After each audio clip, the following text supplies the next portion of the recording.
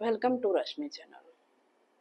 આજનો મારો ટોપિક છે કે નવજાત બાળક માટે અગાઉથી કઈ વસ્તુ ખરીદી કરી લેવી જોઈએ, જેથી કરીને બાળક જન્મે ત્યારે દોડાદોડ કરવી પડે નહીં. તો સૌથી પહેલાં બાળક જન્મે ત્યારે તેને કપડાની જરૂર હોય છે, તેથી જબલું, લંગોટ, લેંગી અને ચડ્ડી, આટલી વસ્તુ ચાર લઈને ખરીદી કરીને રાખવી જોઈએ. પછી માથામાં નગાળની કેપ છે, હાથમાં પહેરવાના મોજા, પગના પહેરવાના મોજા પણ ચાર વસ્તુ લઈને રાખવા જોઈએ. પછી બેબી ડિટર્જન્ટ પાવડર બાળકના કપડાં ધોવા માટે બેબી ડિટર્જન્ટ પાવડરનો ઉપયોગ કરવો જોઈએ.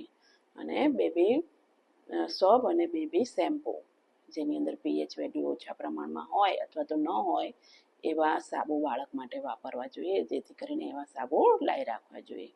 પછી સ્વેડલ ક્લોથ, બાળકને વીંટાળીને સુવડાવવા માટે સ્વેડલ ક્લોથ લઈને રૂમાલ આવે છે, એ પણ તમે ખરીદી કરીને રાખી શકો છો. પછી ડાયપર સારી કંપનીના લાવીને મૂકી રાખવા જોઈએ. અને ડાયપર રેસિસ ક્રીમ, ને બાળકને ડાયપર પહેરાવ્યું હોય તો રેસિસ પર લગાવવા માટે રેસિસ ક્રીમ પણ રાખવી જોઈએ. પછી વેટ વેબ્સ, બાળકને સાફ કરવા માટે વેટ વેબ્સનો ઉપયોગ કરવા માટે લાવી રાખવા જોઈએ. પછી વોટરપ્રૂફ ચેન્જિંગ સીટ, પેડ બદલવા માટે, ડાયપર બદલવા માટે પથારી પર પાથરવાનું ચેન્જિંગ સીટ આવે છે, એ પણ ખરીદી કરીને રાખવી જોઈએ. પછી વાટકી, ચમચી ને નાની ડીશ અથવા તો ગ્લાસ. ઘણી વખત એવું બને છે કે બાળક જન્મે એટલે તરત જ મધરને ફીડિંગ આવતું નથી, તો એ બાળક ફીડિંગ લઈ શકતું ના હોય તો મધરનું દૂધ વાટકીમાં કાઢીને બાળકને વાટકી ચમચી દૂધ પીવડાવી શકીએ, એટલે વાટકી ચમચી પણ લાવીને મૂકી રાખવી જોઈએ.